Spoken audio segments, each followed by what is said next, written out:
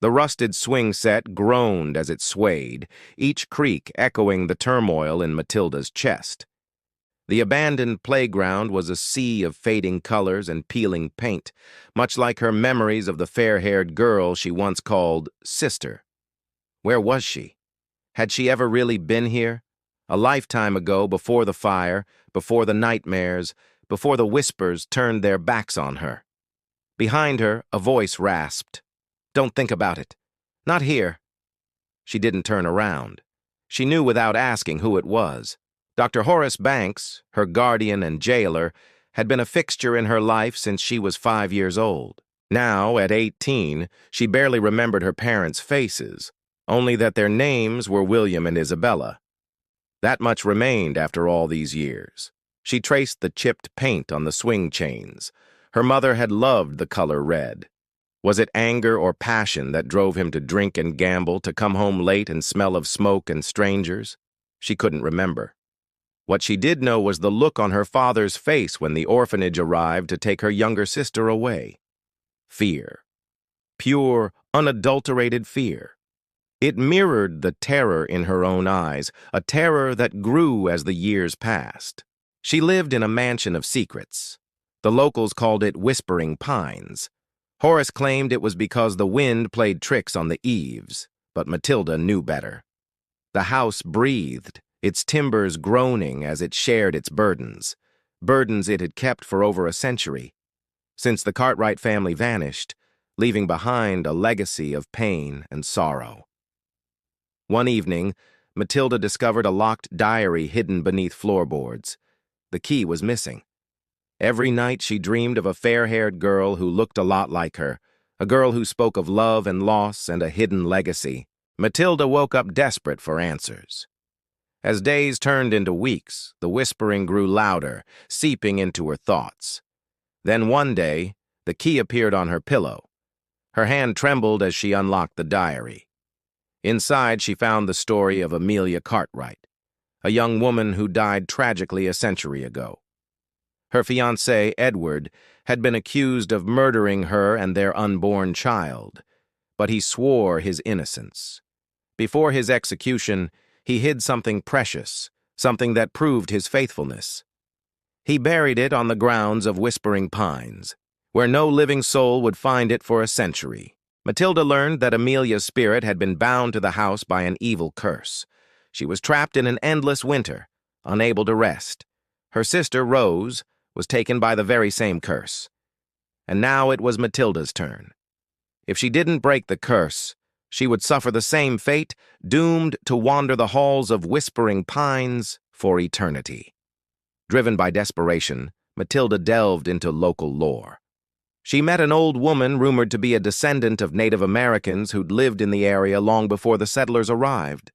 The woman confirmed the existence of a malevolent spirit tied to the Cartwrights, a spirit of vengeance seeking to claim another victim.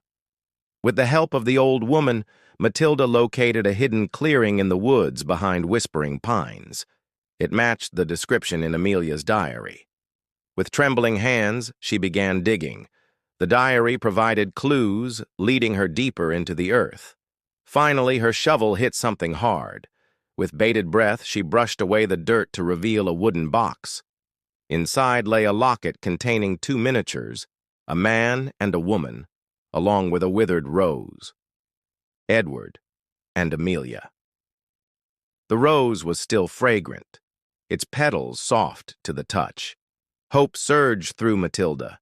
This was Edward's proof of love, a testament to his faithfulness. All he wanted was for the truth to come to light. But how could she bring peace to the restless spirits of Whispering Pines? Back at the house, Matilda placed the locket around her neck. Immediately, the temperature dropped, sending shivers down her spine. The whispers intensified, growing into a cacophony of voices. Footsteps echoed on the stairs. The scent of decaying roses filled the air. Emerging from the shadows, Dr. Banks grabbed her arm. "You shouldn't have done that, Matilda," he rasped. His face, usually lined and wrinkled, seemed to have aged decades in an instant. "You've awakened her." Matilda pulled away, fear constricting her throat. "What do you know about this place?" she whispered. The doctor recoiled as if burned. "It's none of your concern," he hissed. "Just forget about it." She ignored him, rushing to the attic. There, amidst cobwebs and dusty trunks, she found an old mirror. As she stared into its depths, she saw not her own reflection, but that of a young girl with flowing golden hair. Rose. "Help me," the girl cried, her voice echoing through the attic. "Set us free." Matilda reached out, her fingers passing through the glass. Just as she had become trapped, so had Rose. Only together could they break the cycle. Desperately, Matilda searched for clues. In the diary, she found a mention of a hidden passage leading from the attic to the greenhouse, a place where flowers bloomed year-round, untouched by the harsh winters that plagued whispering pines. The diary suggested that the greenhouse held the key to breaking the curse. As she made her way through the overgrown vines, she felt a presence behind her. Turning, she found Dr. Banks blocking her path. "You're not going there," he said, his eyes blazing. "You don't understand the risks." "And what risks would those be?" she asked, her voice shaking. "The spirits," he whispered.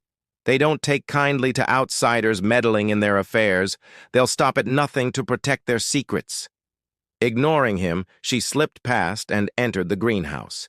Inside, a riot of colors assaulted her senses.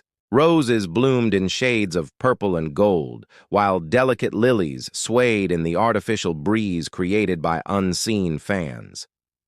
She noticed a peculiar pattern on one of the walls, a series of blooming flowers that seemed oddly familiar. It resembled the fabric of her own nightgown, the one that had been soaked in gasoline and set ablaze by her father all those years ago. Her skin prickled with goosebumps. Was she connected to this place in ways she couldn't yet comprehend? As she examined the pattern, she realized it was a map, guiding her to a spot behind a waterfall. Pushing aside the cascading vines, she discovered a hidden alcove. Inside lay a silver locket identical to the one she'd unearthed in the garden. With trembling hands, she opened it. Instead of two portraits, it contained a single image, a haunting depiction of a young girl standing in front of whispering pines. The painting was dated 1895. Was this the lost Cartwright child, perhaps even Rose herself? Suddenly the air grew frigid. Behind her, the plants withered and died. The warmth from the furnace sputtered and died. In the corner, a rocking horse began moving, its rhythmic creaking echoing through the silent greenhouse. Fear threatened to overwhelm her, but curiosity burned brighter. Matilda knew she had stumbled upon something profound, a secret that had been buried for decades. With the locket clutched tightly around her neck, she ventured deeper into the maze of tunnels. The air grew colder, the darkness thicker. Finally, the passage opened into a spacious chamber.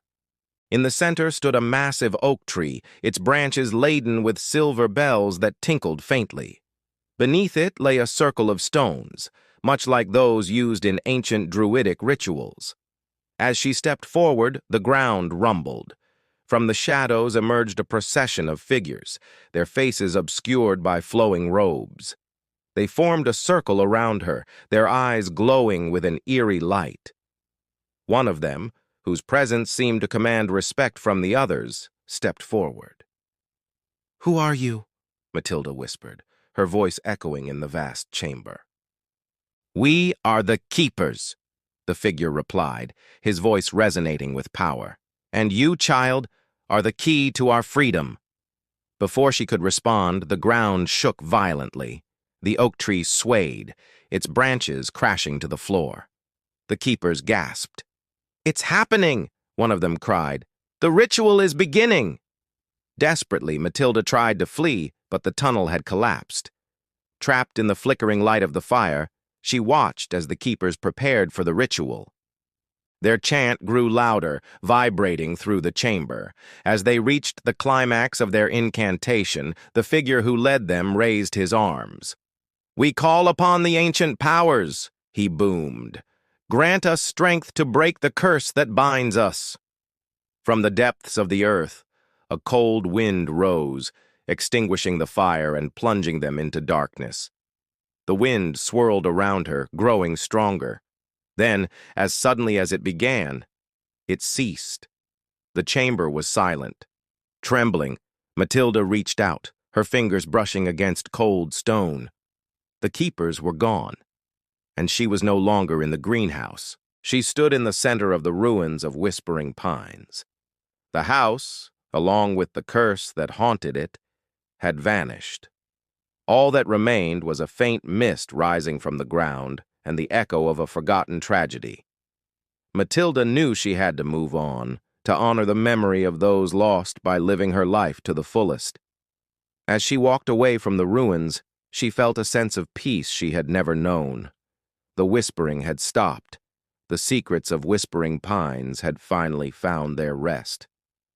If you enjoyed this story, please leave a like, subscribe, comment, and share with your friends.